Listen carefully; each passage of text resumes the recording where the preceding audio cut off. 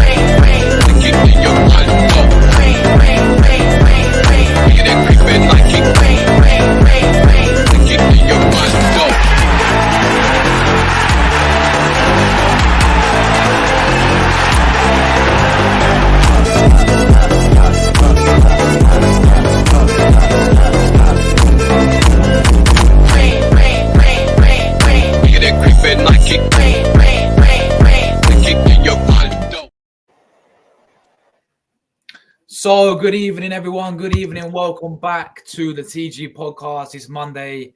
Happy Monday to everyone, of course. We're here to talk everything Arsenal.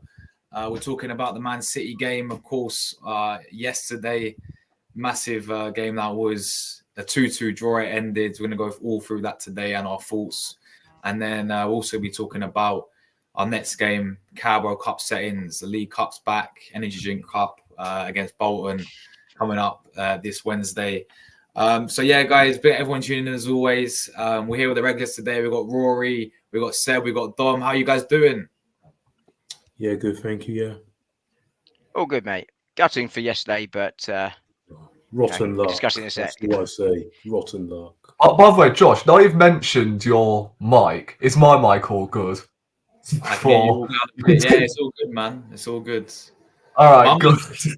Yeah, guys, the reason why we're about 10 minutes late is because I was having mic issues, and I'm having mic issues right now. I'm actually using my internal laptop speaker, so there we go. It says it's on, it's not working properly, but we'll work with it today, big people. Big everyone inside as well. Make sure you hit like buttons up, and also if you are new, do subscribe. We're on the road to 10k subscribers. But yeah, let's get into it, guys. Of course, yesterday's game. Where do we start this one? Firstly, coming into it, we saw the team before. I was actually reasonably happy with the team. I like what Arteta did playing Timber right back. We saw him play there for Ajax. He dropped Ben White. He put Calafori in left back. Seb, where's Calafori, mate? Yeah, you've been telling us that. These things for a reason. And he's finally, got the start in a massive game as well. I actually thought in the first... I got subbed off. I actually thought in the first, 15 minutes of the game, City won to us straight away, if I'm being honest with it. And we didn't really know, what really hit us. And they obviously got that first goal. Poor from, I'll be honest, even Calaflori, I thought got done too easily by, I think, Savio in the build-up to that goal. And it was a great through ball, to be fair, into Haaland. And, when he gets that type of space, he's going to take it at the end of the day. It's what he does. I actually don't think he did a heck of a lot after he even scored that goal, for being honest. But they go 1-0 up. And out of nowhere, yeah, Seb, your boy, yeah, Calaflori, out of nowhere, bro. By the way, that goal, partly with a great ball originally to Martinelli, a great run from Martinelli, cut it back, and what a strike. First time hit, mate. What a goal that is. I'm not seeing a goal like that score from Arsenal in quite a while, bro, especially from our left back like Calaflori. So what a goal that was. And then after that, honestly, set piece FC happens. Big up Nicolas Jova. But there was warning signs there for City when, even before we scored the goal, Gabriel had a very good header, which he just hit wide. And we had another chance from, I think, Trossard over the bar where Martin even made a great run and cut it back to Trossard. And we did eventually get that second goal. Gabriel, put us 2-1 up. And we had a very good spell, I thought, after that. I was feeling really confident that we can go and get the 3 points here and get the win, 2-1 up. And then, obviously, it has to go wrong somewhere, guys. Something has to happen. Trossard gets sent off, second yellow card, because, once again, the same rule, if I'm not mistaken, of interfering with the play. Wait, what do they call it? Just like stopping the play or whatever. Delaying the restart. Delaying the restart. Yeah, delaying the restart. So he gets second yellow card for that. We're down to 10 men. The whole plan changes.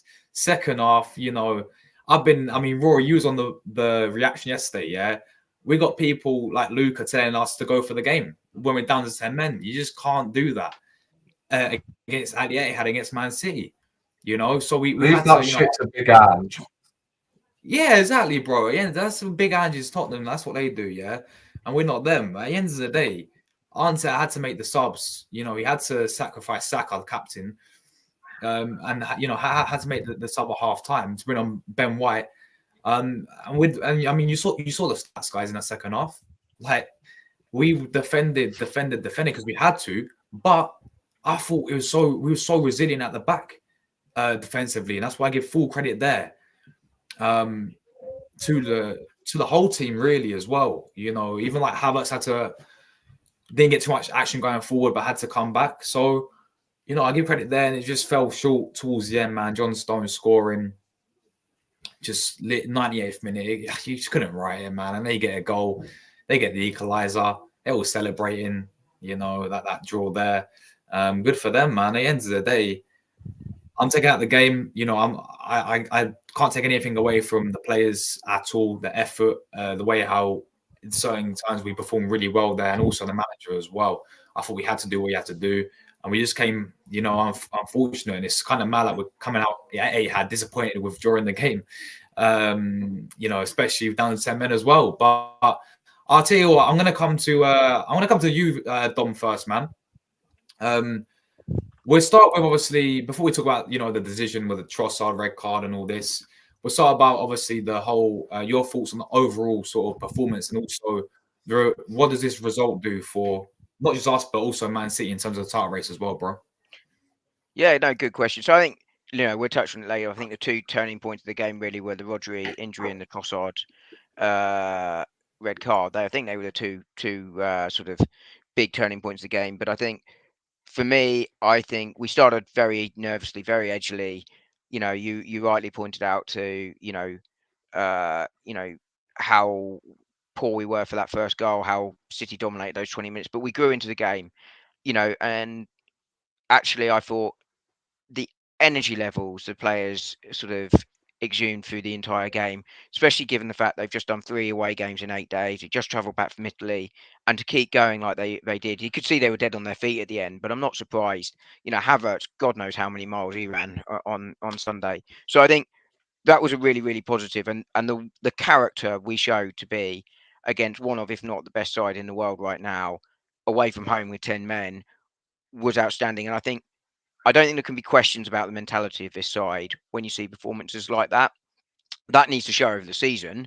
And we can't have a collapse towards the end of the season. But if that's the mentality this side has, and that's where they're at, then I think that really bodes well for the season. I think we were poor for the first goal, and we switched off for the second goal. That was disappointing, but we know how good this defense is. That doesn't worry me. We're going to concede goals at some point during the game. But I think, the performances to say, I think we showed some attacking intent in the first half, which was obviously missing on Thursday, and the defensive resilience second half was excellent. You were asking about the sort of fallout, for want of a better word, from the game. And I think the question here is, you can look at this two ways, right? A point at the Etihad, I think, is a good result in any circumstance. They're not lost since they lost to Brentford, was it 2 years ago? And we've just gone 4 games against City in a row without losing, which I know that sounds daft, but 4. No, all both three league games Premier League last season, both Premier League games, and this one last season. and the Community Shield. Last 4 meetings in we've not Are you lost against counting them. that? So you I'm counting as a game. Yeah, it's a competitive game. You know, it's not a trophy in my view, but it's still a competitive game of football. You know, so the first 4 official meetings we've not lost. The question now comes: what happens afterwards, right? Do you go 98th minute? Does that give City a boost because they've come back, you know, showing that resilience, they've not lost, or you know, and does it deflate us because we were so close to getting 3 points at the Etihad with 10 men? I think that's what the questions will be answered in the coming weeks. My view, based on what I saw yesterday, is that those players showed how much they want this. They showed how much they cared, and I think they can take a real positive from that. I also think the fact that City were so rattled during that game, they had no answers to how we set up at all, and that's a very rare thing to say about a Pep Guardiola side and the City side, which just shows how good we were actually, but they had no answers. But as I say, it was their attitude afterwards. You know, Miles Lewis Skelly, you know, who are you? You know, the humble to Arteta, they came here for a draw. Liverpool always came to win. You know, this Arsenal side doesn't. All those comments to me suggest that they're rattled. And I think from that point of view, I am firmer in my belief after that result that we can win the Premier League this year than I was before the start of the season, and I tipped us to win the league then. So overall, gutted, but quite proud of that performance and quite proud of that team. Yeah, bro, very well said there, man. You know, very well said indeed, Dom. I'll come to you next, Seb, mate. You know, how do you sort of, you know, assess that result in terms of Arsenal and overall thoughts on the performance yesterday? I'll just describe that as what I said at the beginning of the podcast: rotten luck. That's the best way to describe that. But overall, I was actually very impressed with the performance, apart from the first 15 minutes when we were all over the place. But after that, I thought we did very well, both going forward in the first half and defensively in the second half. To be honest with you, I can't really fault that because, listen, I'm tired of people saying, "Oh, Arsenal didn't try to win the game." We actually did this time. Because we took the lead, we actually did come forward, take the lead, get our chances of our own. And then we had no choice but to sit back after that red card. What do you expect us to do? We go toe to toe. But trust me, if they score 3, we probably end up losing 4-2. And then the narrative will be, "Oh, why didn't you shut it down? Why did you go toe to toe against 10 men?" So make your mind up. I'm just like, we must be the only team that gets criticised for parking the bus or something. Anyone else does it, it's, "Oh, masterclass, oh, blah, blah, blah." But if it's us, "Oh, you didn't even try to win the game." Yes, we did. And Arteta got everything spot on. He really did that game. Set up well, made the right decisions, right changes. Yeah, I was happy with him, and I'm proud of the team of the way they fought. And I just thought it was just a little bit of rotten luck. And yeah, the fact that City players are rattled just shows you that we are back. I loved it. And I loved the fact, I think the Rodri, that was a tactic. And I loved it, how Havertz barged into it to start with. And then Thomas Partey got him down. I think they discussed that tactic. And I rate that. And then man. Take their best player role. Yeah. And that serves that idiot right. Serves him right. And listen, I've heard that he's just had an ACL, and I don't wish injury on anyone for 1 minute. But Nah. I would have sympathy for him if A, he didn't try and break Odegaard's leg in an international break a few weeks back. I remember that. And I remember having this conversation with you, Tom, that I thought he did it deliberately and you were denying that. And then a few days later, he tried to do the same with Tierney for Scotland. So there's that. And then him running his mouth at the end of the season, mocking us all that. "Oh, Arsenal, you only came for the draw." Well, look at them yesterday. Those celebrations. Look at that. Celebrating every won the game. You drew against a 10-men side. I thought you said you go to games to win. So why are you satisfied with that? And as for Bernardo Silva, you be quiet as well. And Akanji as well. I've heard a lot of them. But But but yeah, I love it that they're rattles, and this just shows you we're back. And Rodri, you're down. Haaland, you're next. Come February when we play you, Gabriel has warned you. He's coming to get you, and your season will be over. Just for you and all your City cheats with those charges and cheating again. Seriously, I've got no time for that club. But overall, very happy with the performance, and yeah, I'm sure we'll get onto the red card in a minute because I'll save that for the next bit. But yeah, I've got things to say about that. But other than that, I can't really fault them. I just thought we could have defended that first goal better. But Yeah. other than that, I'm proud of the team, and everyone should leave with their heads held high. Well, probably apart from Trossard, but everyone else should. Yeah, for sure, bro. For sure. Some good points there made, Seb. But yeah, Rory, bro, is this, this type of performance that we put in it? Had obviously we know the circumstances of what happens. Going down to 10 men was going to be very hard in that second half. But if you go back to before then, and when we went 2-1 up, does this sort of performance give you confidence that we can actually go all the way this season? Yeah, 100%.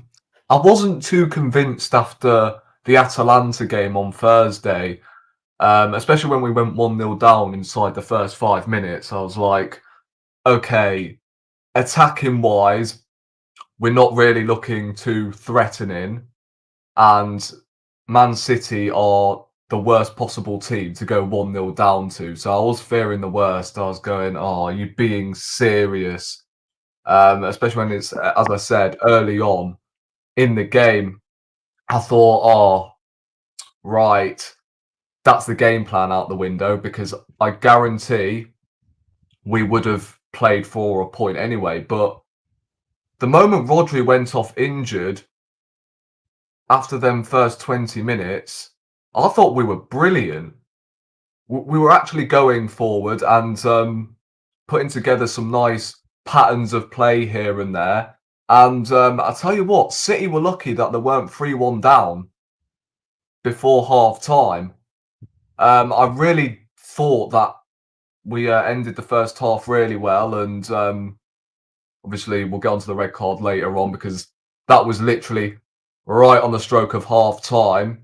But I was really happy with the way the game's turning out, and I'm pretty sure, although rival fans like to hate, considering we were 2-1 up against Man City away at the Etihad, it makes it a more entertaining game in the second half. Will Arsenal go toe-to-toe with 11 men in the second half? You've got City with players on the bench that can change things around. So it would have been an interesting contest, not just for Arsenal fans, and Man City fans, but for neutrals as well. Oh boy, was I wrong. Obviously, that wasn't our fault. Although Trossard, again, as I said, we'll get onto that later on. But yeah, it wasn't obviously the manager's fault that we had to sacrifice Saka for Ben White, who had a minor knock as well. We're forgetting that. And other than the goal, which I think he could have done a little bit better, I don't think he put a foot wrong. I don't think any of the defence put a foot wrong. Even Louis Skelly coming on at 17 years of age, I thought showed such maturity. I think the midfield, like Thomas Partey, like people are underestimating that Partey performance yesterday. I thought he was outstanding considering he was on a yellow card for the last 45 minutes. And to keep his composure and not do anything silly, I thought he was brilliant yesterday. Declan Rice was knackered towards the end, but he even put a shift in. In terms of man of the match, it's hard. It really is to pick. It's really hard to pick and choose. I think Raya again was absolutely outstanding. Although he didn't really make many blinding saves in that second half. He made one from Haaland in the second half. That's the only one I can remember at the top of my head. Apart from that, can you think of many? Because you can come with this narrative about, oh, Man City had 33 shots. Mate, half their shots are going in row Z from Diaz. Yeah, and all that. most of them were taken by bloody Ruben Diaz and Kovacic.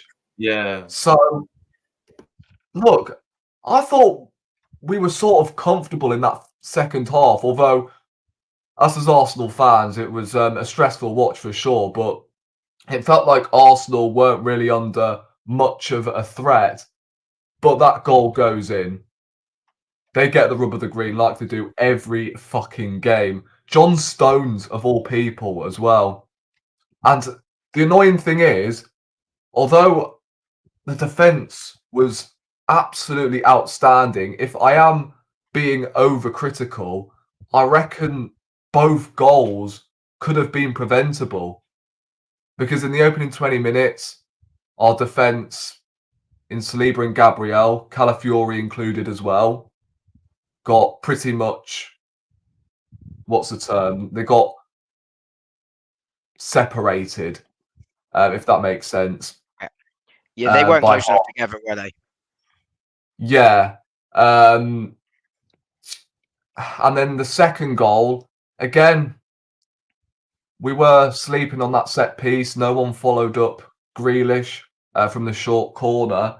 And we conceded. Wright actually almost saved it as well with his feet. And you sat there thinking just, if we would have defended that corner, then we would have got a monumental victory at the Etihad. And I would have sat here and gone, yeah, we're definitely winning the league, because 9 points out of 9 with the three away games, being Aston Villa, Tottenham and Man City. You get 9 points out of 9. That's a proper statement. But 7 points out of 9, you would have told me that you're missing Declan Rice and Martin Ødegaard for 2 of them games.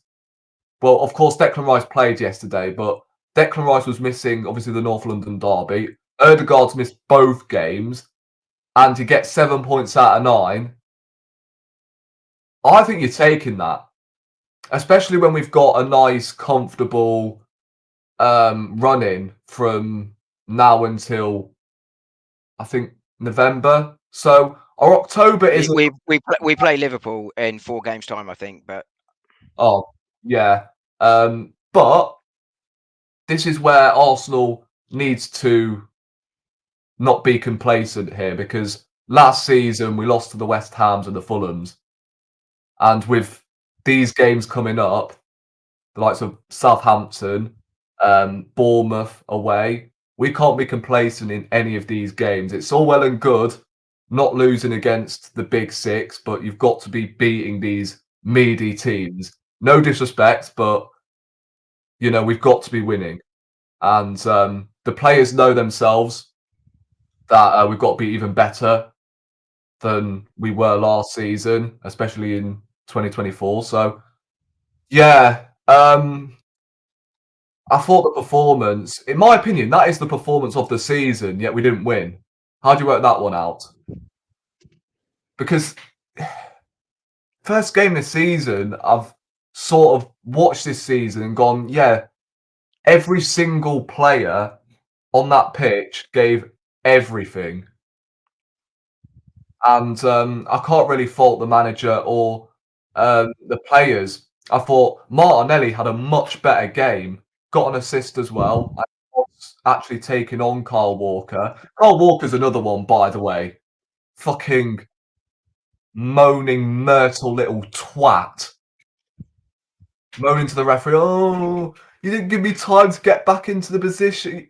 Bro, you're 31. He's not even 31. He's, what, 33, 34?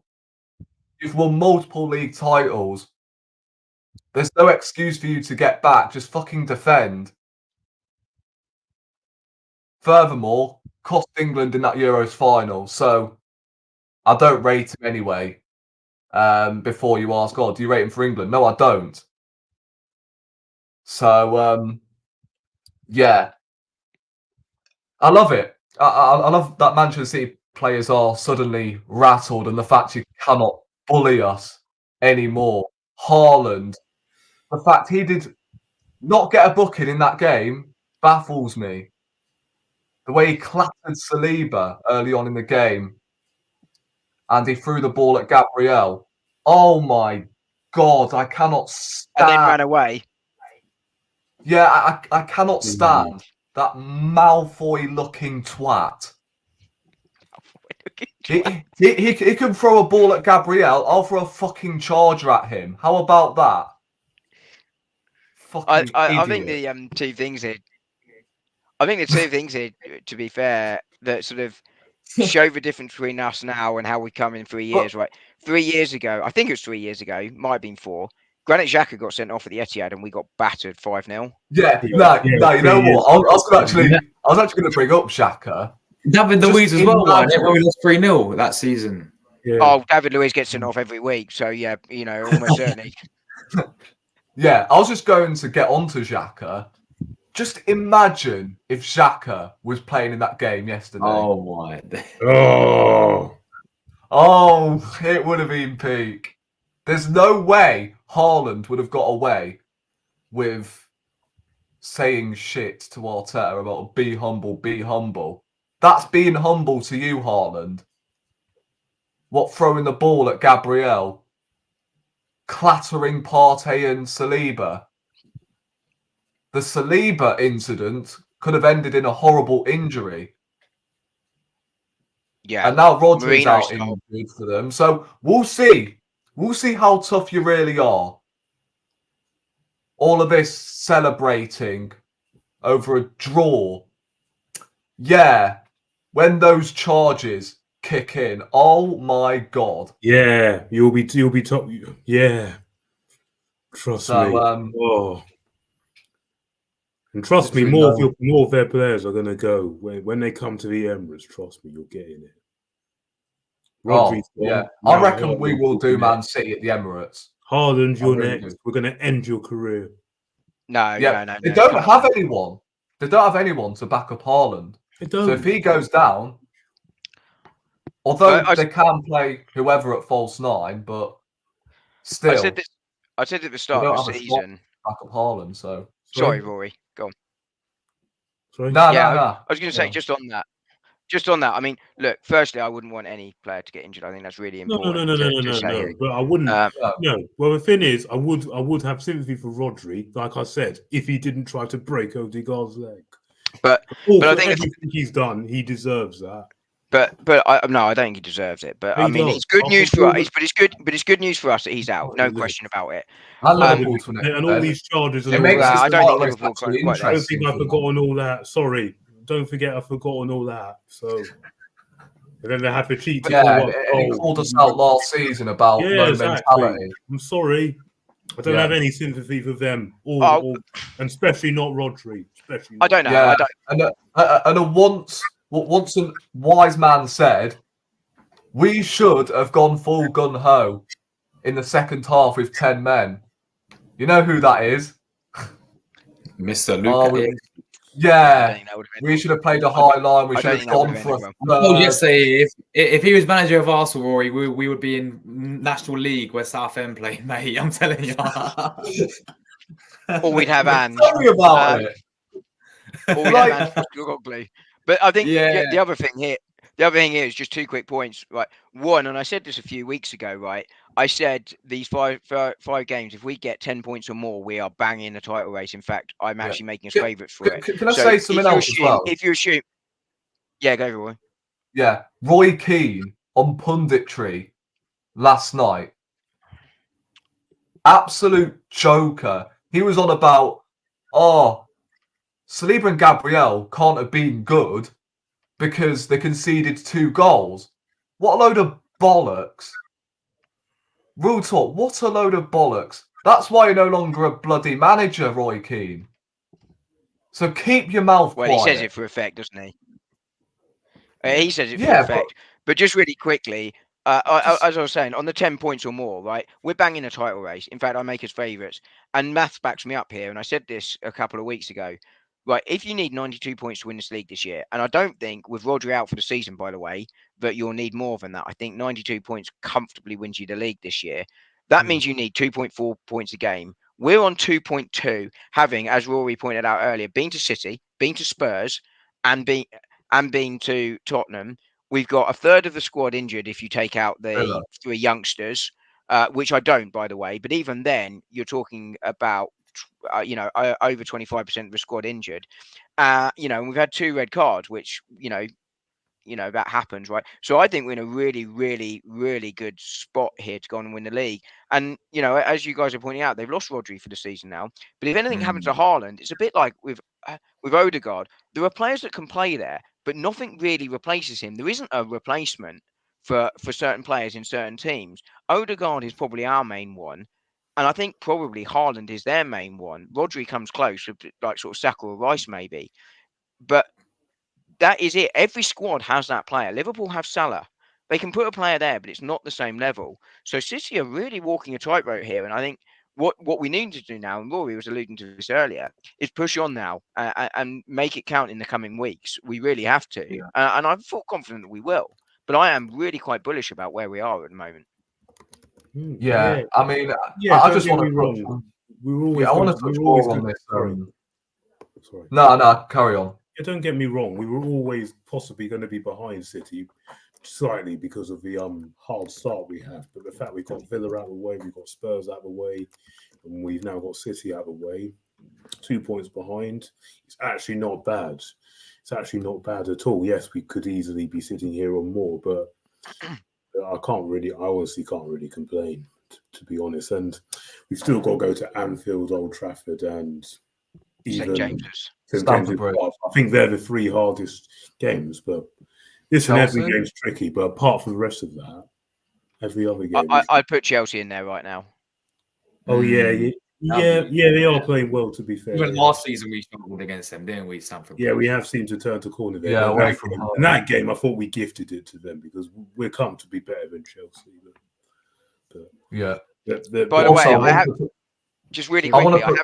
Real quickly. And this is one sentence. I haven't seen a better goal from a left back since Nigel Winterburn banged it in against Chelsea. Yeah, I remember that. Oh, yeah. Oh, yeah. Yeah. I just wanted to touch on the this part of the bus gimmick once more. Now, as I mentioned with Roy Keane, like Saliba and Gabriel apparently were no good because he did 2 goals. Fine. So did City. I mean, both of Man City's goals could have been preventable, yet no words on Manchester City whatsoever. But yeah, onto this part of the bus thingamajig, yeah. I don't know what else we're supposed to do. Like, real talk. The only attacking players, or the attacking player we brought on was Jesus. And let's be honest, if Arne Slot did it, oh my God, if Erik Ten Hag did that. I didn't realise he knew what defending was. Yeah, I mean, I'm talking Man United fans as a collective here. Like, if Erik Ten Hag does it, oh my God, they'll be stroking his ball sack all bloody week. Oh my days, we've got a draw against Man City, like they did with the FA Cup Which one? final. The one on his head or the one on, Yeah, to keep it PG, obviously his head I'd probably refer to. But yeah, look, quite frankly, I don't care what most rival fans think about us parking the bus when we had no choice to. That was the plan anyway. Like, let's be honest. Other teams have done the same against us when they've come to the Emirates. Yeah. And look, if you don't like Arsenal doing it, then you didn't like Jose Mourinho doing it.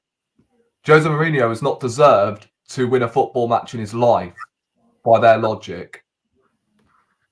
So, Yeah, for sure, man, for sure. Listen, guys, let's move on and talk about the whole red card situation. Listen, firstly, I think, I actually think it's silly from Trossard personally. Because the end of the day, right? Yeah, he's got a yellow card. But listen, like we saw what happened with What's he gone? We're never gonna know until his big book arrives. Roger will be back from injury by the time he's come back. What? Paddy Power have just posted something. He's back now. Paddy Power have just posted something on the Rodri. It's like it's something from Pulp Fiction. And go. This will be Rodri's reaction when he makes a return from injury at Wilson Athletic next year after the 115 charges. I'll have to check that out, bro. But yeah, listen. What was I saying before I froze? Yeah, Trossard. You were saying that Trossard was a bit silly. Was basically where you got. Yeah. I think he was, a bit silly with that. But it's the same thing what we were talking about in the Brighton game with Declan Rice. Is consistency once again, because I'm sure we all saw it with Doku. Man, literally. And Silva. Say that again. And Silva. Oh yes, that as well. Silver as well. And Doku, did a very similar thing, and he got nothing for it, man.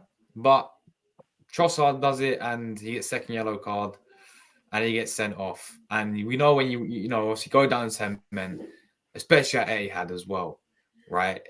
Everything changes around, as I said earlier, guys. Yeah, the whole 10-minute City is just going to be so tough.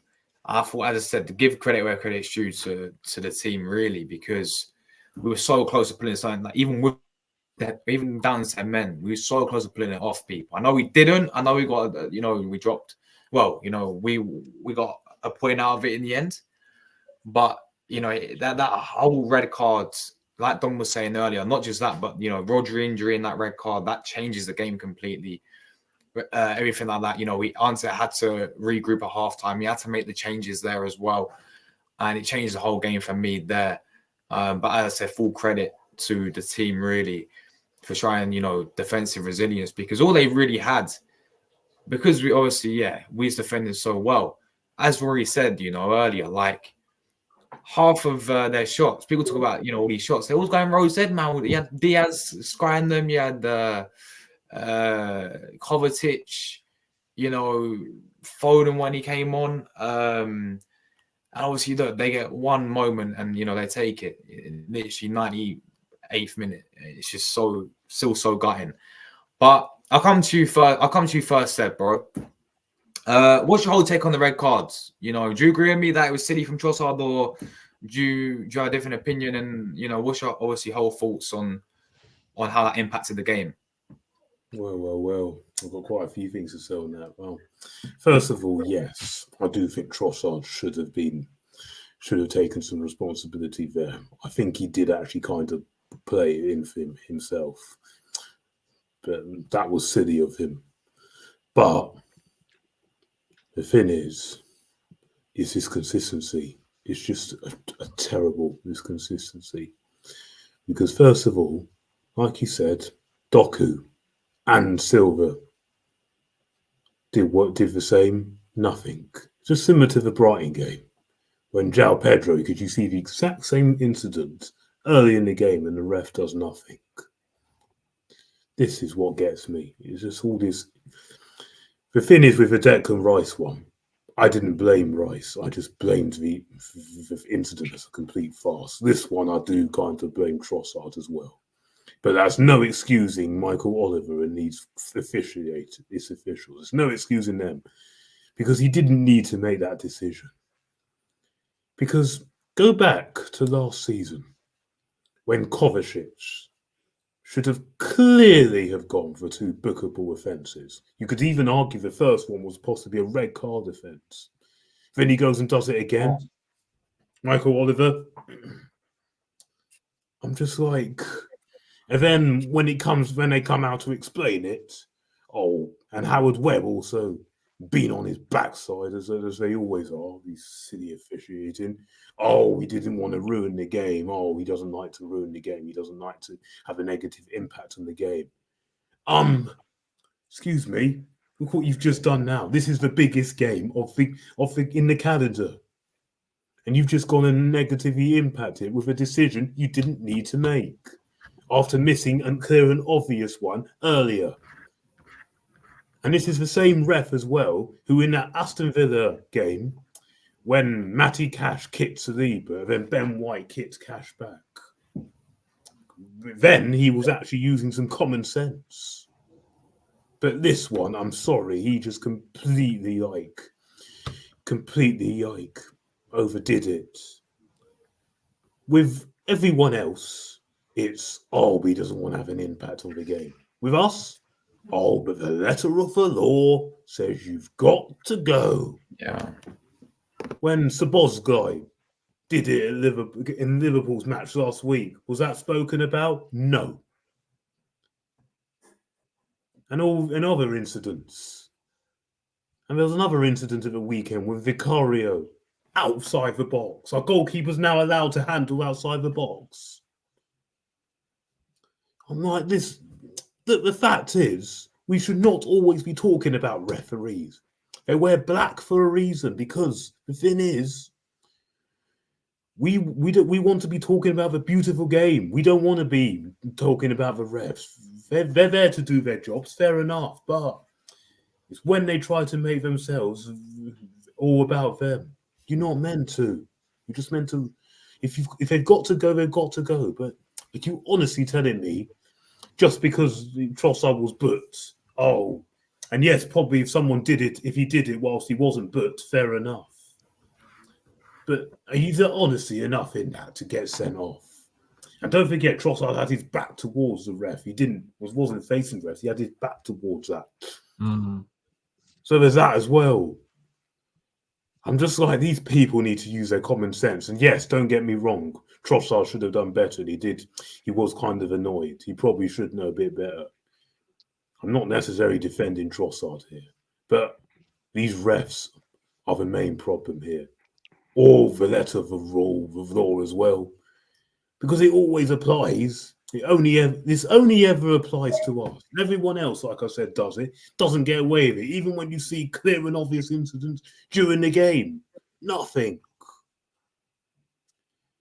And thankfully for Trossard, he will only miss the Carabao Cup tie against Bolton. Yeah, against Leicester next week. He's back in. I was a bit competition.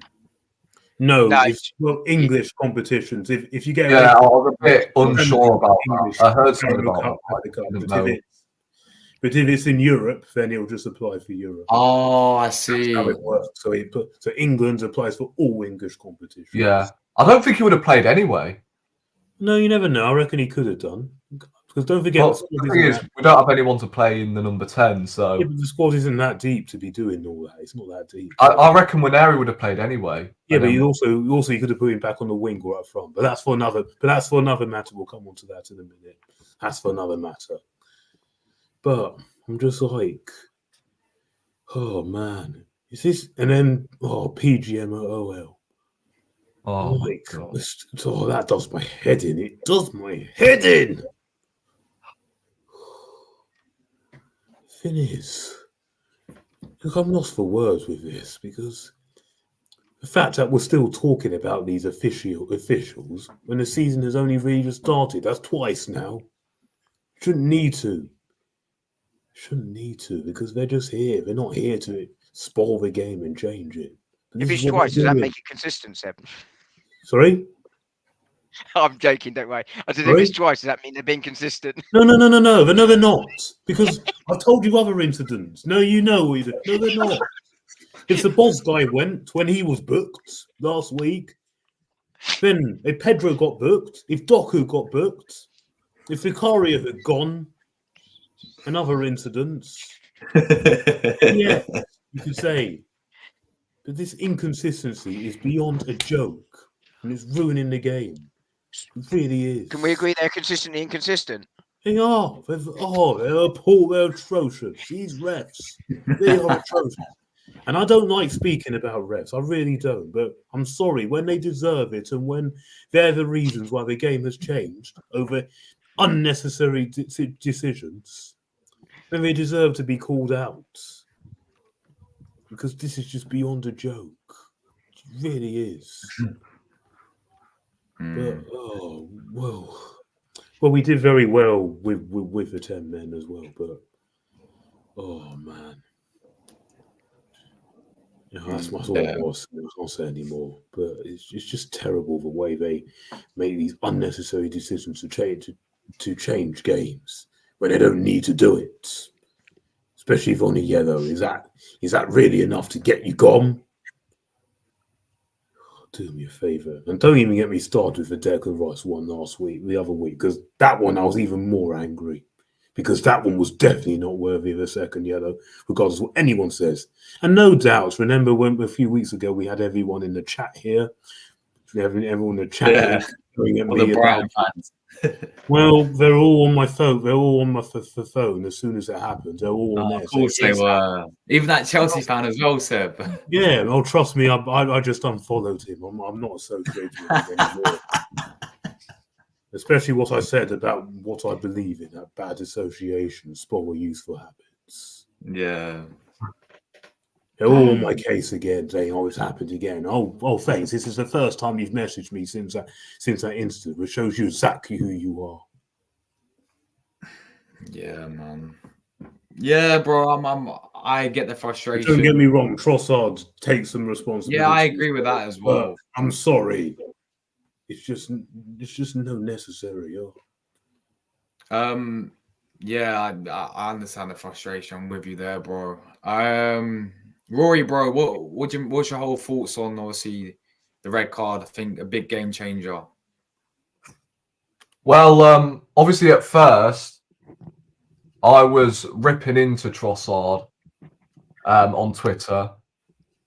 I was like, Jesus Christ, Trossard, what are you doing? I have had some time to watch the incident back and dissect. In my opinion, I think, as you've said, Josh, and Seb, I think Trossard has done a stupid thing. He's effectively made the decision for the referee to give him a second yellow. Should he have kicked the ball away? No. Because knowing these incompetent refs, you just don't know. We're the only team that gets penalised for shit like this. Simultaneously, Trossard has kicked the ball at the same time as the ref has blown the whistle. 0.5 seconds between the referee blowing the whistle and Trossard kicking the ball away. Now, that's what I will say. Trossard's done a stupid thing, kicking the ball away. But how do you expect him to get sent off when he's still in motion? Someone explain to me. When he's kicked the ball at the same time as the referee's pretty much blown the whistle, when his back is pretty much against the referee. You know what? This screams the Van Persie incident. Oh, unbelievable. Yeah, remember that? When he didn't hear the whistle. That's a similar situation because I've been hearing all sorts from Trossard. And he said to his teammates, look, I didn't hear the whistle. Because maybe he booted the ball because he just didn't hear the whistle. The referee had the whistle. I'm not buying he didn't hear the whistle, by the way. No, he probably did. I think he hears that whistle. I won't quite go that. Yeah, maybe, but the Van Persie incident, he couldn't. Van Persie was miles away from the referee. The moment he booted the ball, though, which I don't understand. Now we get onto the fucking consistency. It's every single week. Doku. I know. Bernardo Silva. Doku's one was worse. kicks the ball away. But yet people want to make excuses. Right in front of saying, Declan he just Rice, passed it ironically back. enough. But people make excuses. Oh, all we did was just pass it. No, nonsense. Yeah, I mean, nonsense. Doku pretty much kicked the ball away, ironically, in front of Declan Rice. He got Declan Rice looking at the referee going, bro, he's just kicked the ball away.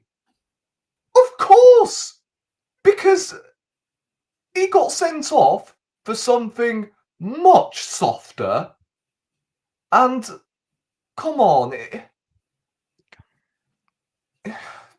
I just don't know where to sort of land with this consistency anymore. Michael Oliver, the same referee that gets paid from these Man City owners to officiate games in Saudi Arabia. How is he officiating Arsenal games? That just tells you the whole Right? story. He said last season, when he didn't send off Kovacic, I didn't want a negative impact on the game. That just tells you the whole story. But you're so quick to send off our players. You've sent seven of them off. This just tells you the whole story. Oh. I mean, when we say we want consistency, that doesn't mean being consistently shit at your jobs week in, week out. We want some good consistency. Oh, I don't know. I've made a career of that. I mean, it's a fucking it's a fucking farce. And then you've got Howard Webb, Michael Owen in the bloody PGMOL studio. Oh, don't listen to him. Oh, he doesn't have a clue. Merchants. He doesn't have a clue, Michael Owen. Don't listen to him. Oh my! I get tired of listening to him. You don't say. You don't say. He's there. He's there every single time. PGMOL go through a controversial decision. Yes, sir. Yes, sir. 3 bags full, sir. Howard, can I tickle your baby maker? Oh, can I caress it? Ooh, fucking, I can't. Right? You don't send off Doku. You don't send off Trossard. When he booted the ball away at the same time as the referee blew the whistle. And you can ask yourself, why did he boot the ball away? Why didn't he just play the ball to Martinelli, who was in open space? Because the 2 minutes of injury time were up. Obviously, you're going to boot the ball down, get in at half time, 2-1 up. It's tradition. Like, you're going to do that. So, look, on one hand, Trossard is at fault because these refs are incompetent. He should know better with what happened with Declan Rice. He should have known, right, these refs are shit in the league. So he should not be kicking the ball. But at the same time, the consistency is fucked in this league. And I can't stand it. I really can't. Yeah, bro, 100%. And finally, mate, what's your obviously opinion on the Trossard, the red card, man? So, first of all, I'm not a fan of these yellow cards. I'm not quite sure there was a massive issue to start with in the first place. And secondly, I think this is one of those rules which is in place for, blatant delays.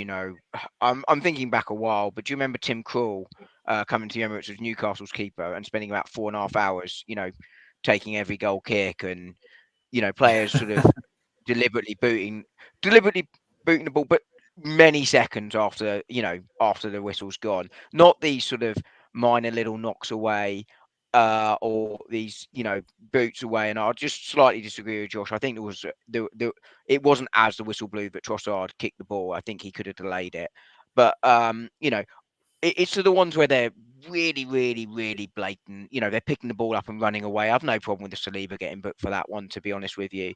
But that's the type of thing it's for, not for these petty incidents. And I think overall, the approach taken with Szoboszlai and Doku are probably the right course of action to take.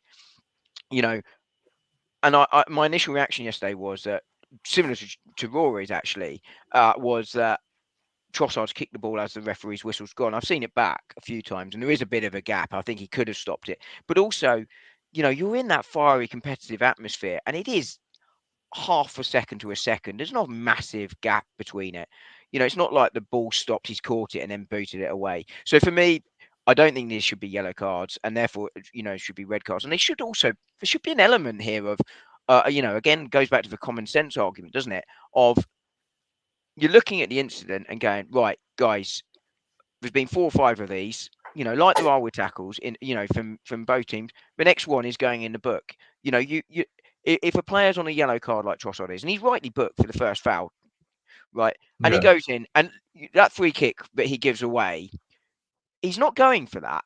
And rightly so, because the referee's going to go, look, one more, mate, and you might well go, because you're already on a yellow card. You've just made that foul.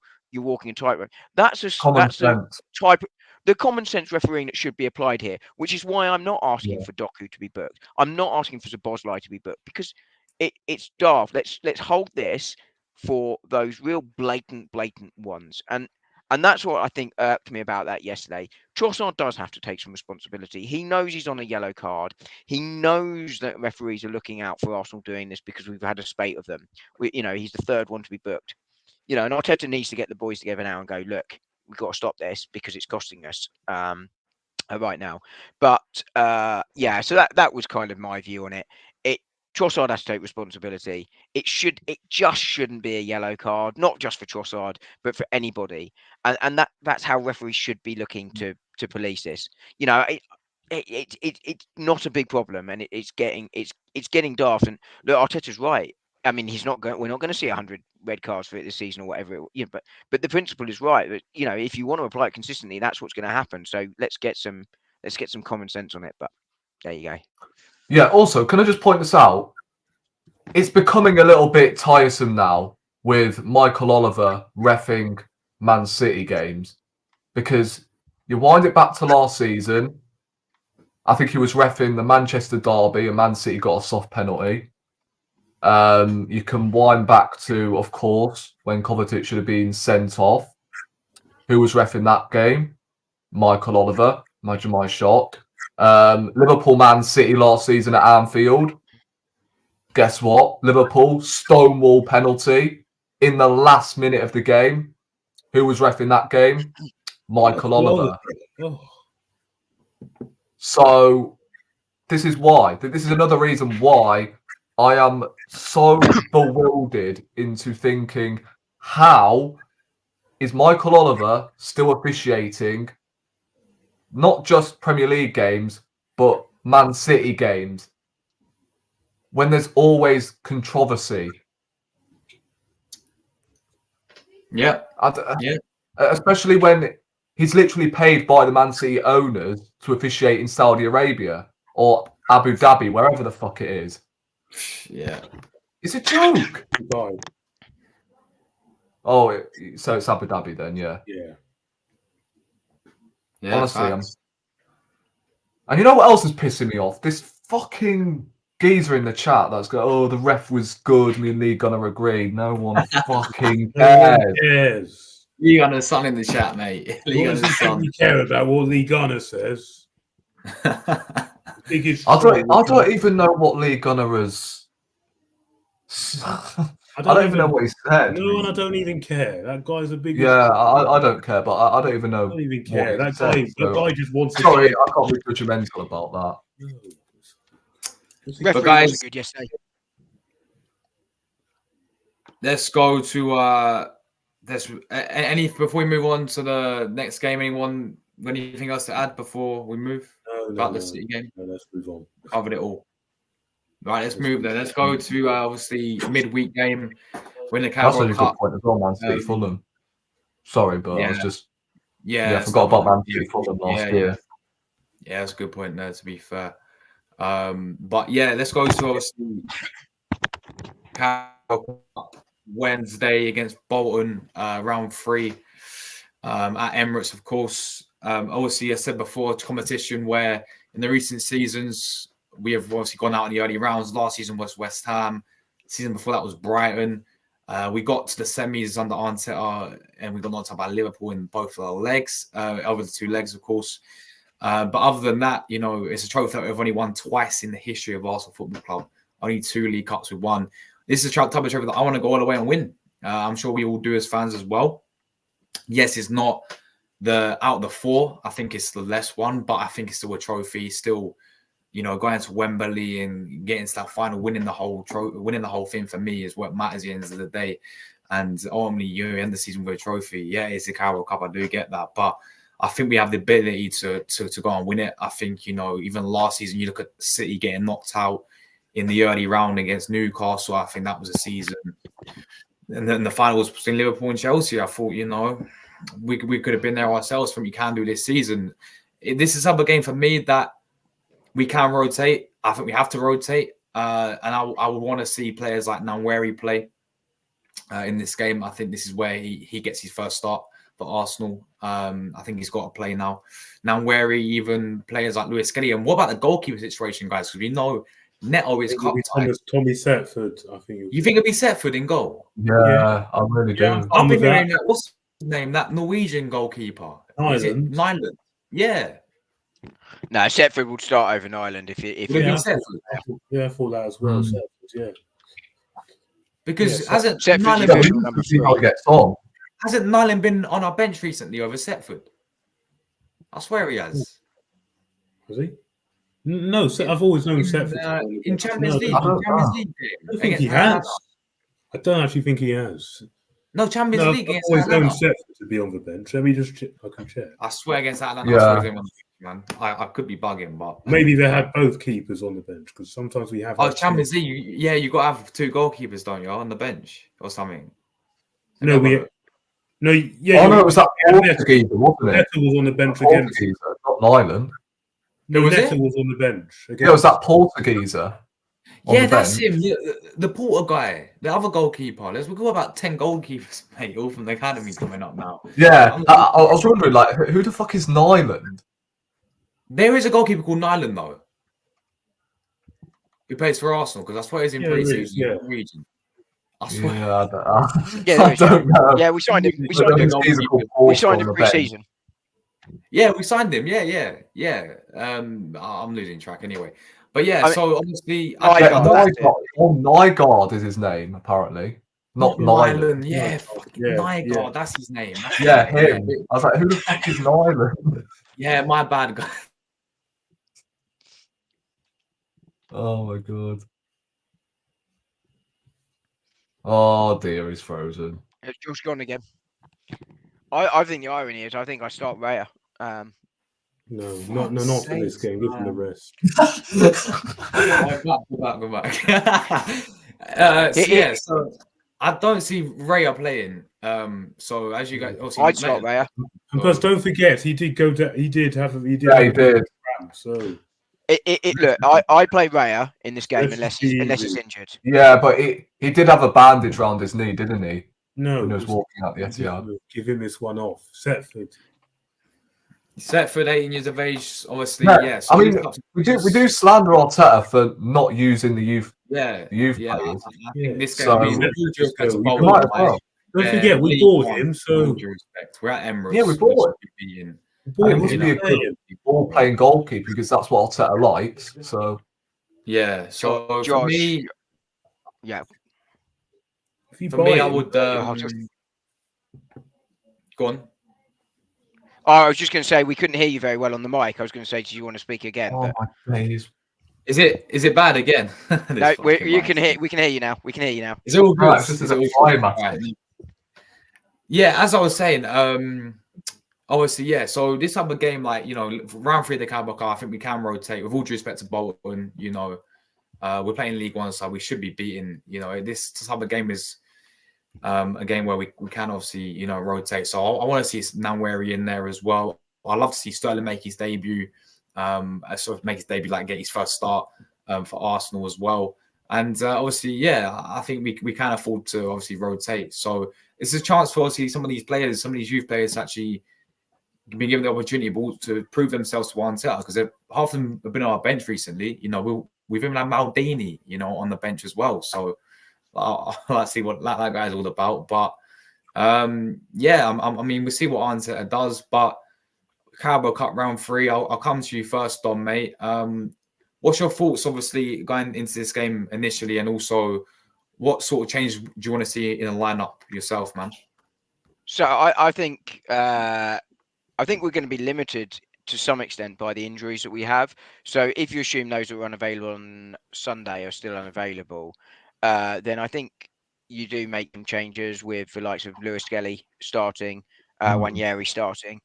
I think you see Sterling start with Martinelli, because I think if he gets a goal in that game, I think that does him a lot of good. And Jesus just needs minutes because he's looking rusty. But I think for me, Saka, Partey, Rice, let's rest them. I think you need to Gabriel. Well, ideally, I'd rest both, but I think you're going to have a problem here that I would be more concerned about Yuri and Timber and Ben White. Timber, because he's coming back from the ACL, and I wouldn't want him starting a fourth game in 10, 12 days, whatever it is. So I think he's in priority rest. And I think Ben White, if he's carrying a knock, is a priority rest. With the injuries to Tomiyasu and Tierney, then I think you're possibly looking at you're looking at Kivior, Calafiori. Heaven might have to start right back. Oh yeah. So I think you're probably going to have to play one of Gabriel or Saliba, and that's why I would go with Raya in goal, unless he is carrying a knock. If he's carrying a knock, then I think you go for Setford. Yeah, but don't risk it. I agree. But I think if you've got an inexperienced back four that have never played together, then I think I'd probably go for the more experienced goalkeeper behind them to help settle that defense down. But yeah, I think you're ringing the changes for this one. Those players that played a lot of minutes come out. I think the big shame here is that you've got players like Zinchenko, Tomiyasu, Moreno sort of injured, because I think that doesn't allow you to make some of the changes you might want to have made. Trossard. What about Tierney as well, man? Tierney's so weird. Exactly. Oh my God! He's still injured though, isn't he? But that's what I'm saying. Yeah, I forgot. In my head, I said Tierney, but I didn't actually say him out loud. So you're absolutely right, Josh. That's the type of side you'd want to play, because I think if we had a side that had, say, Tomiyasu at right back, Zinchenko or Tierney at left back, I think then I go for Setford in goal. But with those injuries, I think that's you can have a Jorginho Partey midfield with Ranieri. Suddenly you're sort of there's enough there that goes, you can win this game comfortably, and you can bring on the likes of Salah and Lewis Skelly and others and Heaven off the bench late, or sort of 60 minutes when you've won the game. But I think that's a disappointment, isn't it? But we've got those injuries at the moment. But again, just back to the sort of Premier League thing, we won't have 5, 6, 7 injuries for the whole season, or at least I doubt it. And again, that sort of bodes well there. But yeah, so in essence, basically, I experienced goalkeeper. I ring the changes, but I think you'll see some of the starters play just out of necessity because of those injuries. Yeah, I mean, I was just thinking, right? If we are going to play Lewis Skelly likely as a left back, who's going to play? I play him in midfield. I play Lewis Skelly in midfield. Calafiori. I don't know, because I think initially I'll be up to starting him. Yeah. Yeah, I mean, initially I went Ben White, Kivior, Calafiori as the left centre back, and then Lewis Skelly as the left back. So my side and then is I go Jorginho, and then I don't know. Yeah, so my side, Rory, where you think on it is Raya, Heaven, Saliba, Kivior, Calafiori. You could switch those two round to left back, left centre half, whichever way around you want them. Jorginho, Lewis Skelly, Wanyeri, Sterling, Jesus, Martinelli. Yeah, you know what? I would like to see Heaven starting, And I can see it happening, I think it might be Setford, White, Kivior, Heaven, Calafiori. Although he did go off injured, didn't he? That's not serious, is it? No, I wouldn't have thought so, no. Yeah, I think Calafiori should be okay. I think And then we he go has just come back Jorginho. from injury, though, so we got to be a bit careful. Yeah, we go Jorginho, Lewis Skelly, Wineri, and then Sterling, Martinelli, and then Jesus. That's a strong team, actually, on paper. Yeah, you've got a couple of kids in there, but Yeah, you got a We couple of played, talented um, kids in there, though. You played left back, Lewis Skelly, didn't you, against Bournemouth? I'm just looking now in pre-season. Yeah, he yeah, played. he came. Yeah, he I did. swear he came on at left back against Man City yesterday. Where Yeah, did you did he say you come on? play Heaven, Rory? You said Heaven right back or Yeah, centre back? Heaven. Yeah, Heaven and Kivior, Oh, and two centre then backs. Yeah. Calafiori. Yeah, then Yeah. Kivior is not Kivior. Calafiori is the left back. Are you playing Lewis Skelly in midfield like me? Yeah, I initially went Lewis Skelly as the left back, but I don't think we've got many options in midfield to rotate. Like if Moreno was fit, for instance, for this game, then yeah, he'll be starting for me to get some minutes in the tank. So yeah, I think You guy who's gone with missing, by the way. Sorry to cut you off. who? I was looking at the Bournemouth.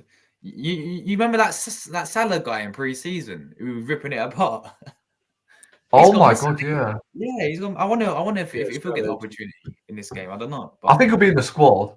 Yeah, I reckon he'll be in the squad as well. Yeah. yeah, But yeah, I'll be very surprised if we don't see Wineri and Lewis Skelly starting this game.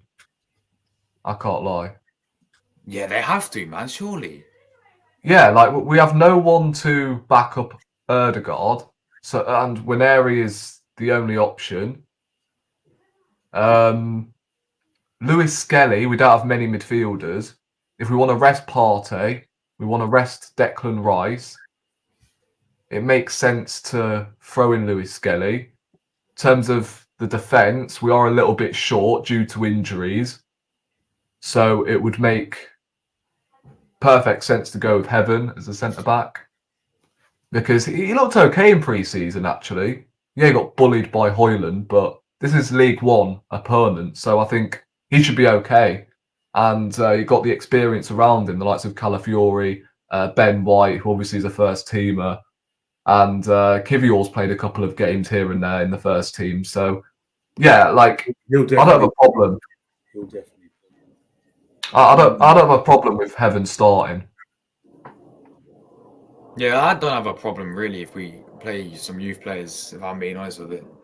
Yeah, it's as long as still a we've got- strong lineup. Yeah, it's should enough to be. With all due respect, I don't want to be sound like I'm disrespecting Bolton. You know, League One side. Like we're at Emirates. Yeah. Well, then again, it's Thogden's team, so who are we kidding? Yeah, Thogden's team.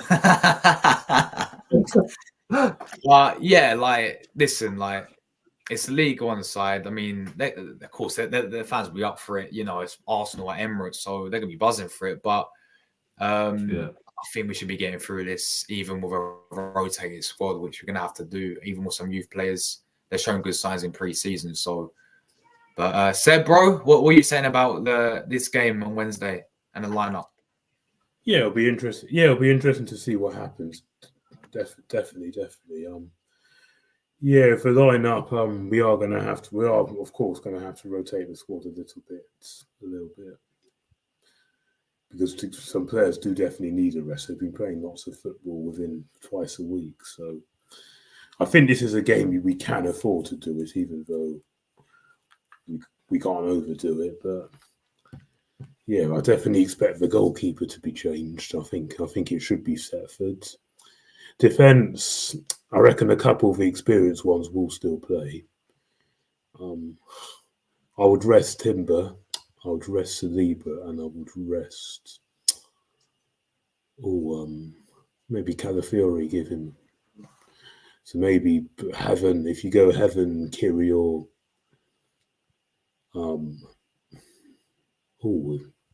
Lewis Skelly. I mean, the thing is, Calafiori's not had many starts, has he? Hold on. Heaven, Gabriel, Heaven, maybe Lewis Skelly, something like that. If you play Lewis Skelly in defence, then you've got to play two of Jorginho. Yeah, who are you going to play Partey. midfield? Yeah, Jorginho will definitely play midfield, and Yeah, but who's with him? Waneri will get his chance, and then. And who's the third? Oh yeah, good question. 'Cause I think Yeah, it might have to be Calafiori, at left back. I don't really want Partey playing because No. we need to keep him fit. Rice, I think should probably get. Rice usually plays most minutes. Maybe Rice. Maybe go Jorginho, Rice, and Waneri. I think he needs a rest, Yeah, but Yeah, don't forget he was captain. Oh yeah, of course. We've got another 3 games next week. So Yeah, he ran himself to the ground. It's a very tricky one. It's a very tricky one. I definitely don't want Partey playing because we can't have him going down again. I've got a feeling Partey will play though. I don't know why. When you go Gabriel Jesus up front, you go Martinelli. I think. Play. Sterling. Oh yeah, Sterling. I reckon he'll start. Sterling, Martinelli, Gabriel Jesus. Probably down. Yeah, drop Saka. Yeah. Obviously, yeah, Saka needs a rest. Yeah, put some of like the big guns on the bench in case. Maybe. Yeah, we don't want to be doing what we did against. Do you remember Nottingham Forest a few years ago? Yeah, have some security on the bench. So yeah, we had all youth on the bench. Yeah.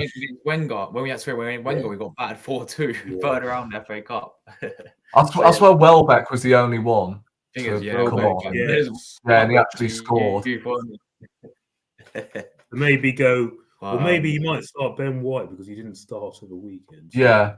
Yeah, that's what I reckon. Or maybe go with like this: Setford, White, Heaven, Kivior, Lewis Kelly, or Gabriel Kivior left back, and go Jorginho, Rice, and Waneri, Sterling, Martinelli, Jesus. I think probably something like that. I'd be nervous about Ben White, given that Arteta didn't want to put him on Sunday. And you can tell he didn't want to, but he had no choice. I'll probably go with that if you're going to ask me something like that. It's difficult. This is a difficult one. The big question is who's going to be fit. We haven't got a big enough squad. Well, we have got a big enough squad. No, we don't. Well, that's not this again. We clearly don't. Well, find me a squad. Right, find me a squad that can. 22 players. 22 players. It's the smallest squad in the Premier League. Okay. It's been proven that we clearly don't. Okay. Well, okay. Here, very quickly, very quickly. Have a look at the Man City squad. Tell me who's in it.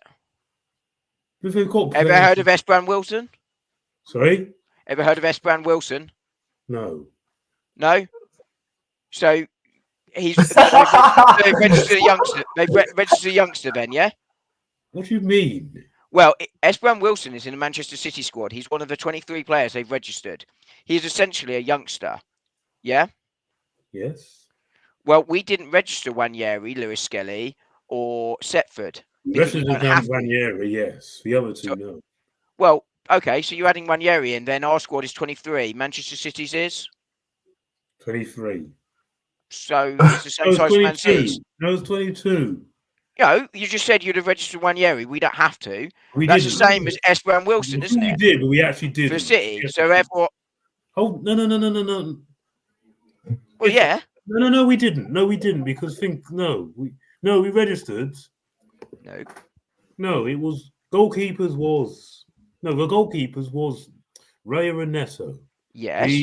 So we didn't register Setford. The right backs were White and Tomiyasu. The centre backs were Gabriel, Saliba, Timber, and Calafiori. The left backs and Kivior. The left backs, and Kivior. So that's 3. The left backs, Zinchenko and Tierney were registered. Don't forget. Mm-hmm. And then in DM, you got Partey, Jorginho. You got Rice. We definitely do not have a big enough squad. No, we don't. So go and have a look at the Premier League squad. We registered 22. Man City registered 23. Of the 23, Esperan Wilson was 1. That is equivalent to Waneri or Lewis Skelly or Setford that we didn't register. So if you're counting him for City squad, then we could account one of those. So therefore, our squad is as the same as, if not bigger than City's. Yeah, but the thing is that They also had to register. They also had to register their third choice goalkeeper, Scott Carson, because he's 306 years old and is over the age limit. We didn't have to register our third choice goalkeeper because he's under 21. well, Scott Carlson, he's still. Yeah, he's their third choice goalkeeper, so he's registered in the Man City squad. Yeah, okay, fair enough. Well, We didn't have to register our third choice goalkeeper, so so what you could, Setford? because he's because of his age, we don't have to register him. Setford is not included in our official 22-man squad. No, but he has a first team number, but no, he's not. Yes, but so therefore is he or is he not part of the first team squad? Not really, no. Well, why did we sign him?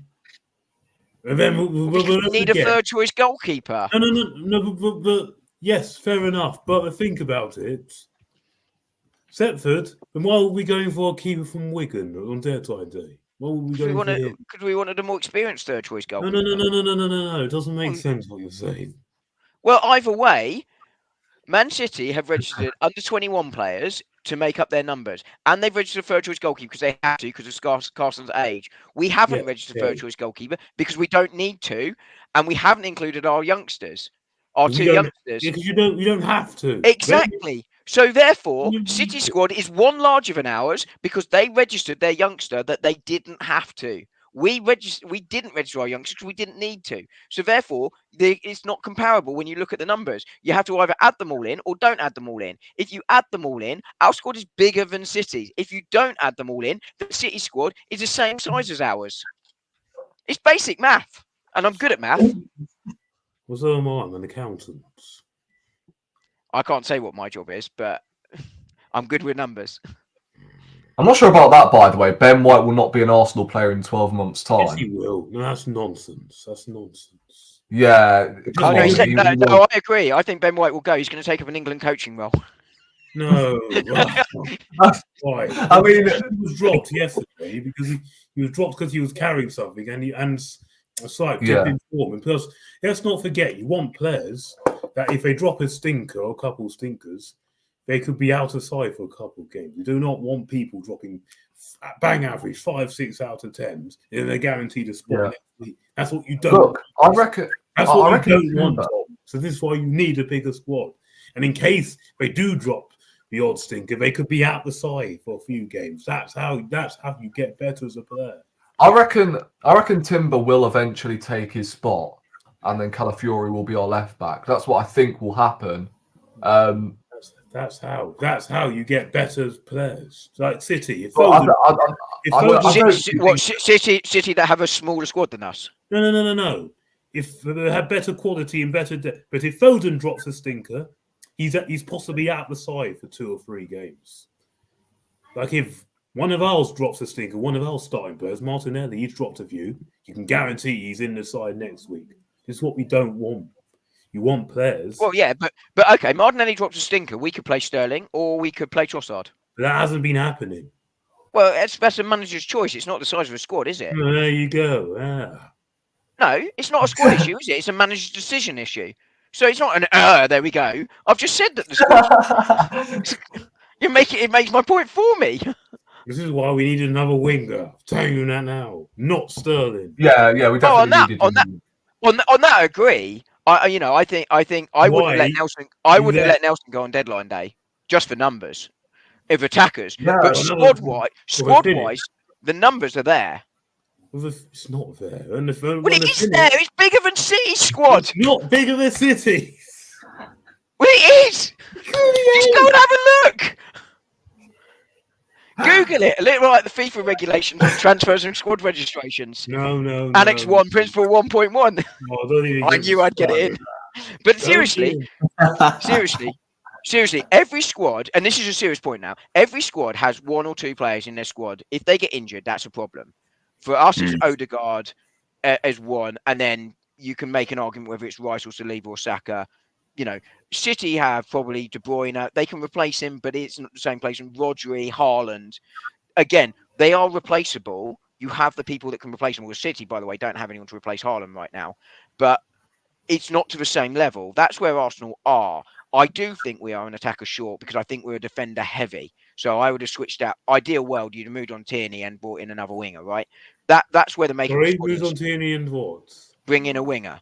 That's what I would have done. But the numbers-wise are there.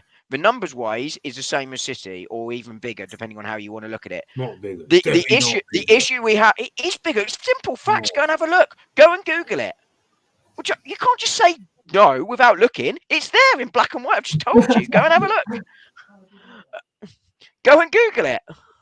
But in all seriousness, the issue we have with picking this Bolton side is because there's no Trossard, there's no Zinchenko, there's no Tierney, there's no Tomiyasu, there's no Moreno, there's no Odegaard. So suddenly you've got 6 players that you're then struggling to rotate round.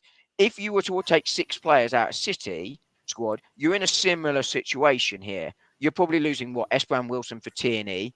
You're taking out Ake, you're taking out Walker, you're taking out De Bruyne, you're taking out Silva as their 8. Suddenly you're looking at their squad and going, well, they're struggling too. I mean, that's the like-for-like comparison. Oh, and you've got to take out Doku for Trossard. They are struggling if you put that in there. And we ended up here because we were talking about the options for the Bolton game. It's hard picking the squads. Anyway, lads, sorry, really quickly. It's hard for any manager. Yeah, go on. First team players.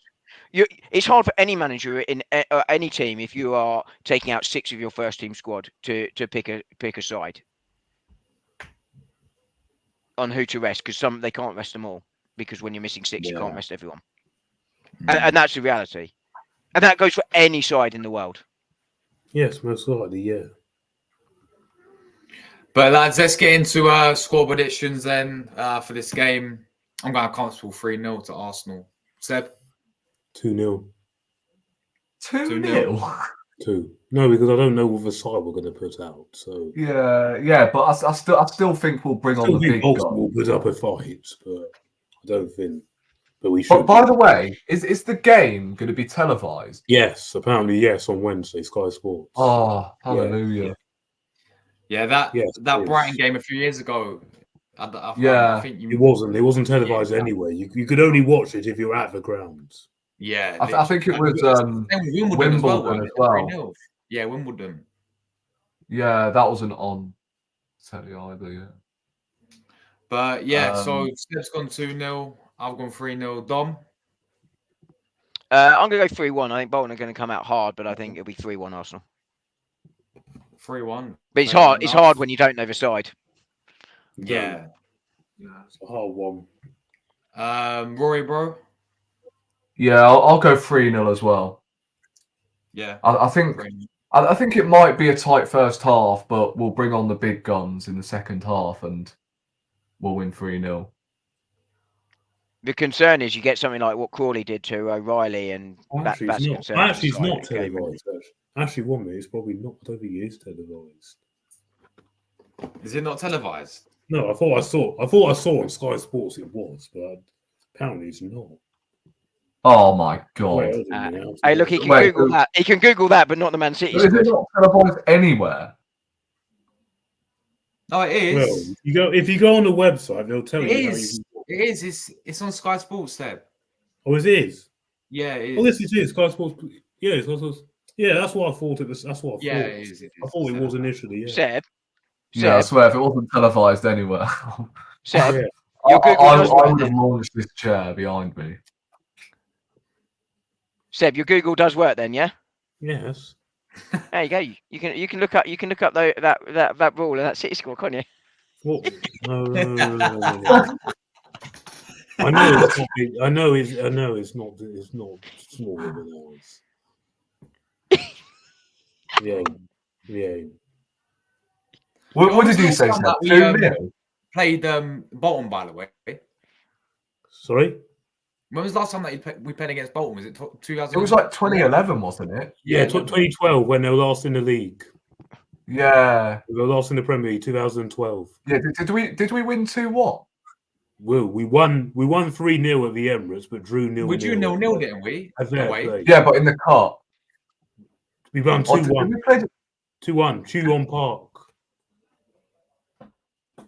Good memory. But did we play them in the cup?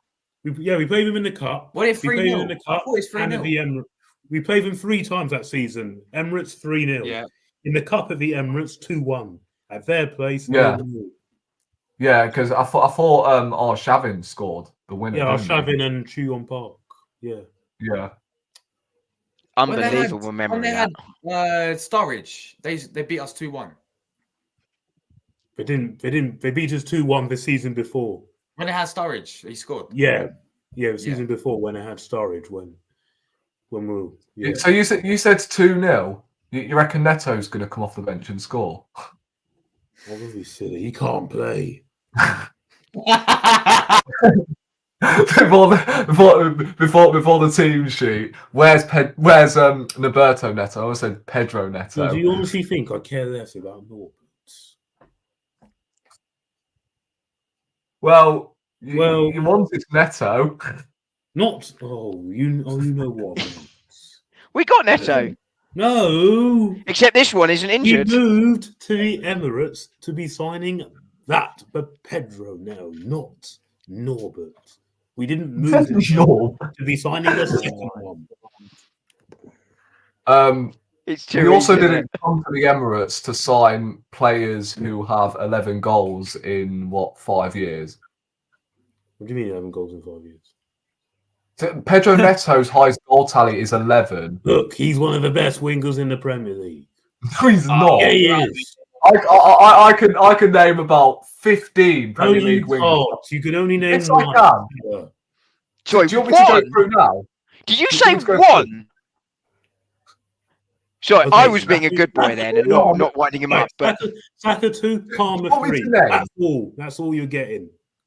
Do you want me to name? Wingers. Do you want me to name every single winger that's Go better? for it. Right, Saka, Salah, Yes. Palmer. Yes. You've got Kudus. No. You've got yeah, Yes, he 100%. is. No. No question. Yes, he Kudus is. is way Come better. on. No. Kudos. he is. You've got Anthony Gordon. You've got No. Harvey Barnes. No. Yes. Yes, 100%. No. You've Don't got, forget Jordan Ayew. Don't forget Jordan Ayew. You've got Kevin Garnacho. Yes. Sorry? Yeah, Garnacho. No. Diaz. Yes, Luis Diaz. Diaz. Yeah, Diaz. Yeah, Diaz. okay, I'll give him that. Come on, Luis I'll Diaz give is him Diaz. astronomical. I'll give him Diaz. Yeah, I'll give him Yeah, Diaz. there you go. So I've just named 8. No, you're wrong with all 8. Well, you're No. wrong with all 8. All 8. I said Salah, Saka, Palmer. Yes. I said Kudus. Even Yeah. the tone. No, not Kudus. Eze? No. What about Kudus Eze? is better. Gordon, Eze's no. not a winger though, to be fair. I swear he could play both. I'd even say Savio at Man City is better. No, too early to say. Yes, he is. I need to see more of him before. No, I say yes. I would agree too early to say on Savio. Although, admittedly, we haven't seen. I would agree with Seb on Savio. We haven't seen enough of him to tell. A bit like Yeah, but Neto, I've just named where we 8 haven't seen wingers. 41% of his games because he's been out. You do. Savio looks a baller, though. Don't get me wrong. He's quality. I've just named 8 wingers that are better than Neto. But you're not all 8 are correct. And it goes Neto and then Anthony. No way. Oh, no, don't put him on Anthony. How? By what metric is Pedro Neto better than Kudus, in your opinion? Of course he is. Anything else? All the other bits he does. Yeah, of course he is. Everyone on the panel has just said Kudos is better than Neto. Not better. Better, man. How is he? How? Right. Explain. Okay, fine. I will. Right. Seriously, Kudus is not one of the Kudus is best in quite the good, league. yeah. He's a good player. But is he one of the best in the league? No. With the amount of he is. assists, the amount of assists that Neto will get is brilliant. Eye for goal, brilliant. So good that he's Kudus got is worse better. stats than 100%. Nicolas Pepe. What? There you go. Before the start of this season, Pepe was a better winger than Neto Pedro had Neto. worse stats than Nicolas Pepe. Worse stats than Gabriel, by the way. Yeah, but Nicolas Pepe was that was ages ago. That was a while back ago. Neto only came through. Okay, would you have Pepe from back then, or would he be better than Neto? I would argue not, but Neto's Yeah, but stats you are got look at worse times than back then. Pepe's. You got look at times back then. Yeah. I mean, Why not? one thing I will say, Why not? Kudus No. You can come up with this narrative about Pedro Neto's playing in a worse team than West Ham. The season before, West Ham were in a relegation battle. The moment that guy came in, he was instantly their best player. No, they Even when weren't. they get battered 5-0, They were going I've for seen Europe. They were going What? for Europe. West Ham were going for Europe. No, they weren't. Don't forget, we were in. They were awful second half of the season. They came seventh. They came seventh. They came The season before. The season before, they won the Conference League. Yeah, they came seventh. They The were next season they won the conference. They were never in a relegation battle. Yes, they were. They were Yes, shot. they nearly got relegated. They came seventh. They came seventh one season. No. One season they came above us. Then they came seventh, and then they came. No. Seb, You're going far back. They won. Far back. The year they won the Conference League, they damn near got relegated. They had a good run of form towards the end of the season to pull away, but they got away very late. Who got relegated that year? Well, they didn't get relegated. I'm saying they nearly got relegated. David Moyes nearly lost his job because of that. Yeah. Because of their league form. There you go. Let me do Premier League 2022. Ryan says they finished 17th that season. I can't remember, but that's what Ryan said in the chat. No, they didn't. Everton came 17th. Well, they were in a relegation battle one of those seasons, mate. They were definitely in a relegation battle. Hold on. They were not in a relegation battle. They did not. The thing is, even when West Ham have been battered, I've seen kudos. West Ham came. Ryan says they're 14th. They came 14th. Yeah, Ryan's just corrected it to 14th. Yeah. However, they were in a relegation battle in April. They were right in the race. Everton and Nottingham Forest. Everton, Nottingham Forest, Leeds, Leicester. Yes, so Ryan's corrected. Crystal Palace for some of it as well. Wolves for some of it as well. Can't win an argument by. Even when West Ham have been battered, I've seen Kudus by far the standout for West Ham. Yes, he's a good player. I'm not doubting him. He's a great player. I never said he wasn't a good player. He is a good player. He's top three. He's top three best wingers in the league. No. Along with yes, he is. No. He is. He just is. He ain't. The better dribbler, better end product. No, end product is Neto. No, dribbling is Neto. Not a chance. It is.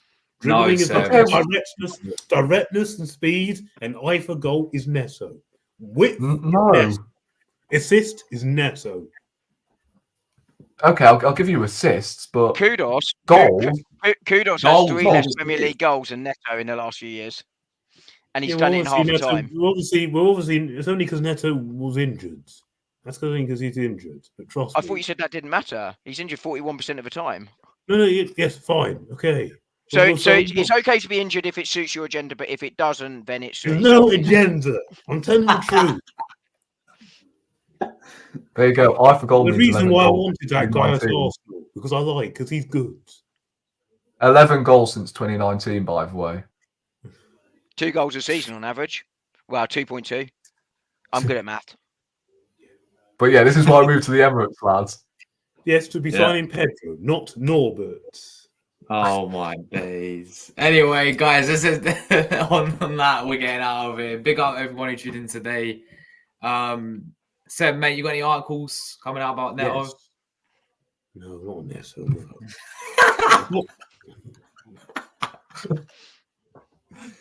Nice, go on, mate. Go on. No, I've got one this week. What about Jordan Ayew as well? No. Is he on your transfer? He's better than Eddie. Anyway, Eddie's not our player anymore, so that's old news now. Nor's Pedro Neto. You know what? That's 25. I might just sign Jordan Ayew in my career mode. Just to piss you off, to be honest. No, should we ask him top dog that? Because he thinks he's better than Eddie. No, Eddie he thinks Eddie's better than him. Well, I don't think he is. Yeah, so what article you got coming up, man? Yeah, I'm going to be writing. I'm going to try and analyse about with the Odegaard injury. I'm just going to write a piece on that and just trying to figure out how we can cope with it. But it'll be about Odegaard and how we can cope without him. Will that include a reference to the FIFA registration transfer? Sorry? What? No. Oh, look, there's no rule. There's no. Arteta was at fault for that. And Google it, Seb. I mean, I know you I don't can like googling Google things these that you don't things. like. The thing is, we keep having this back and forth. The reason I do not think it's a serious rule is because everyone does it. If people didn't do it as much, then I'll believe it more. But everyone does it. Oh dear Alright. me. There is no But rule. This was the manager's fault, just as much. yeah, Partly Odegaard's fault, but largely Arteta's fault. nice one. But yeah, Seb, big up as always, man. Dom, big up yourself, bro. Thanks for coming on as always, bro. It's always a pleasure to have you on the channel, bro. And Rory as well, man. I know you did your reaction, but you got any content lined up yourself? Yeah, I do actually, but I don't want to give too much away. Oh, In that case, can I promote the one thing I do actually have coming? go on. What? So I actually did my first video the other week on Gooner Gathering, who I know we've had on here before, but I'm on their show tomorrow night. So do come on there, and I might talk to Bertie about this FIFA registration rule as well, because that's. No, But yeah, honestly, I'm on there tomorrow night if I get back from work tomorrow on time, because that is Yeah. going to be a bit of an if. But No, I'm looking forward mate, to. Go on, sorry. No, sorry, man. I was gonna say, like, the video you did, bro. Yeah, that first video, I was watching it. I was like, mate, Dom's a pro at this, man. He's already a pro. Like, he needs his own channel, people. He needs his own channel. One take, no notes. I highly doubt, by the way. It was good. It was so good, man. Like, I highly doubt, by the way, Heaven's going to start on Wednesday because he's starting tonight. Oh, okay. Yeah, that's him He out probably tomorrow. won't. But no, But no, Lewis Kelly and Waneri all Setford in the side. But yeah, no, thanks, Josh. That's really kind. Appreciate that. And I'm looking forward to hearing about Rory's when he can tell us what he's got coming up. Yeah. I kind of did give it away earlier. I can't lie. But yeah, I'll let you. I can't remember, mate. I can't remember what you said earlier. I mean, we are approaching the end of September, so I'll let you. September. I'll let you We're think also for approaching one Seb's second. bedtime.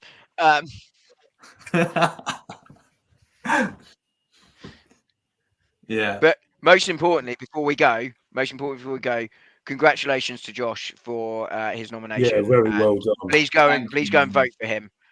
Yeah, definitely. Thank you, Dom, for that, mate. I appreciate Yeah, that. definitely. Put your link in the chat. Yeah. Yeah, no, thank you guys. Like, Can you bring people with you, or do you have to go by yourself? No, I'm pretty sure I can, man. I'm pretty sure I can. I'll find out more when it closes. Like, voting closes on the 13th of October. Yeah, let me know then. If any of you want to come and put your suits on and get all dressed up for the occasion, do I really want to be going to that ground? Oh, that's the is that Tottenham? Yeah, I know. If my train's not late in tomorrow, I'll be wearing a suit on Gooner Gathering tomorrow because I won't have time to get changed. It's me and Bertie tomorrow. The potish duo on YouTube. Man. Yeah, no, big up Posh, man. Yeah. The thing is, I don't know how I'm going to get back though. Yeah, it's an all right for From this. London, so that's the struggle. That's the quest for me. You got a anyway. suit just in case, mate? I do, yes. Nice one, bro. Nice one. I have an ugly ass suit from prom last year. Hate it. Was it blue? Yeah, I reckon you wore a blue suit. It was blue. Powdered blue suit. Yeah, I knew it was. You looked like a man that was going to wear a blue suit to prom. Yeah, how did you know? Call it a hunch. But lads, we got everyone who came on today, everyone in the chat as well. And as Dom rightly said, man, thank you everyone who obviously voted best content, young best content curator. Really appreciate everyone's. I really appreciate just being there in the first place, man, because you guys voted in the first place for me to get to the final. So the fact that we got there, that's what I'm at. Thank you guys so much, and also big up Seb. You know Thomas as well, right? He got in his own category. Big up to him as well. So yeah, definitely go for both of you. Yeah. Yeah, because he's in the EFL category, I'm pretty sure. Because he does right. non-league. Non-league. That's it. My bad, non-league. So yeah, he's been on the channel as well before. Seb knows him well, so congratulations. Is he covering Man City next year? Well, what? Is he covering Man City next year? Yeah, bro. Non-league? Yeah, they'll be there, mate. They'll be there. Hopefully, hopefully, mate. But could you imagine?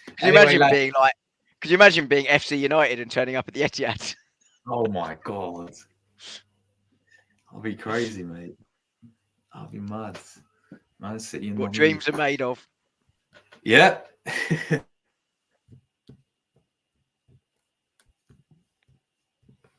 We've lost Josh again, just as he's going to close us out. Oh my god.